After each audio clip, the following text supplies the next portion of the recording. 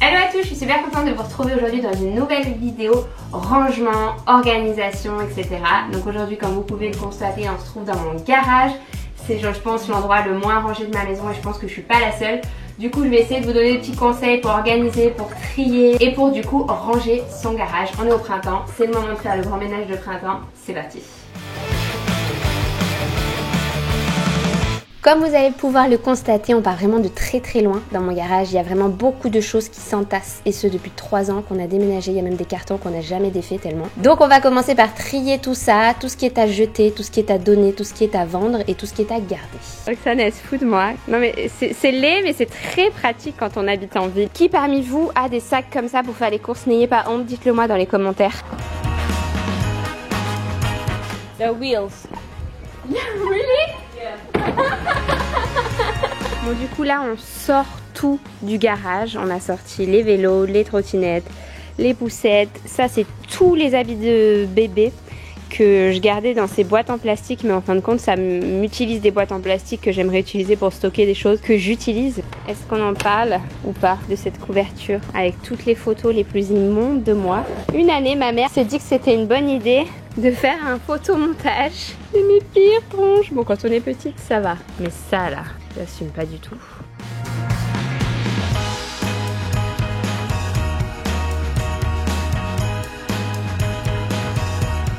Là du coup on organise la partie outils. Du coup avant les outils ils étaient là.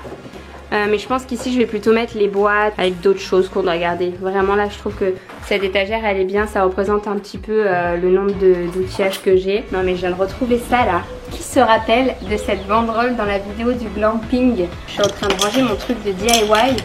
Mais c'est le bordel. Mais qui se souvient des vidéos où on faisait les trucs comme ça? Je vais tout garder.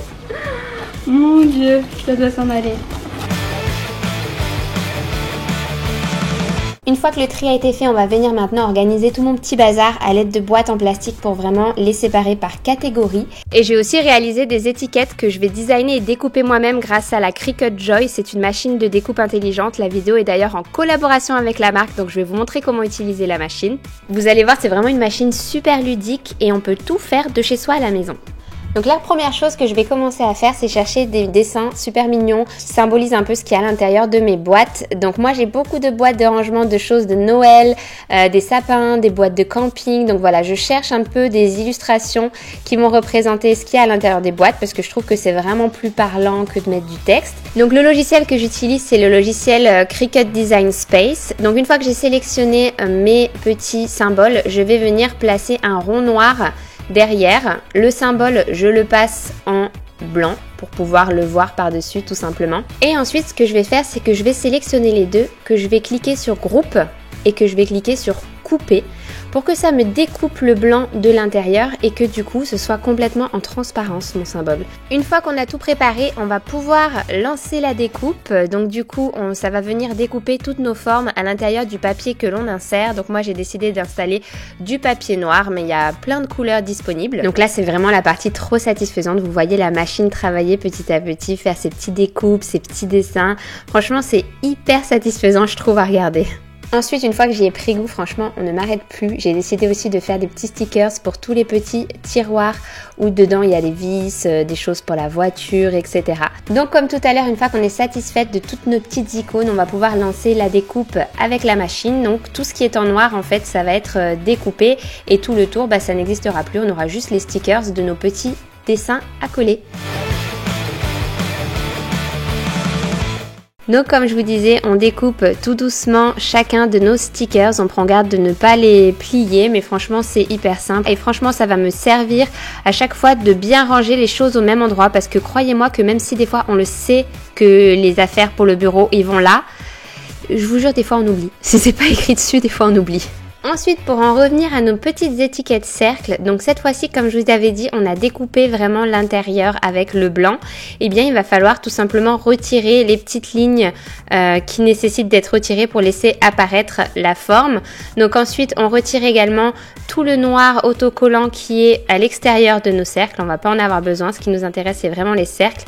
Et avec du papier transfert, on va venir le coller par-dessus délicatement. Donc pour faire tout ça, c'est super utile d'utiliser le Smart matériel qui est fourni avec la machine. Et une fois que le noir a bien adhéré au papier de transfert, on va pouvoir le décoller directement comme vous voyez à l'écran et venir le placer à l'endroit que l'on veut. Donc moi je le place directement sur mes boîtes en plastique. Je reprends la petite spatule pour bien aplatir pour que le noir reste sur ma boîte et le tour est joué. On a des boîtes complètement personnalisées avec les formes qu'on a choisies et je sais pas ce que vous en pensez mais moi perso je trouve le résultat super canon. Ensuite, pour venir fixer tout ce qui est affaire de pêche, de plage, etc. au mur, on a décidé de mettre ce petit rack là que j'ai trouvé sur Amazon qui est trop pratique. Donc on l'a juste simplement vissé au mur, donc il a fallu percer avant, poser des chevilles, etc. Et ensuite on l'a mis au mur. Et en fait avec ces petits crochets, ça va venir tenir en place toutes les affaires de pêche, les pagaies, etc. C'est joli et c'est beaucoup plus propre comme ça.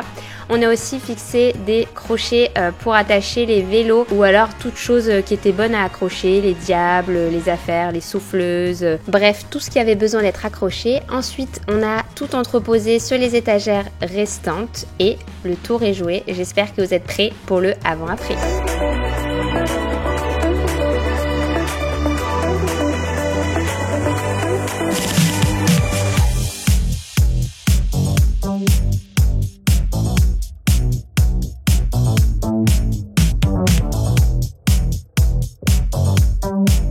Voilà, c'est tout pour cette vidéo rangement, organisation, garage. J'espère vous avoir donné des idées, vous avoir inspiré à ranger le vôtre si jamais c'est pas encore fait. Moi j'ai jamais eu un garage franchement aussi rangé, ça fait trop plaisir.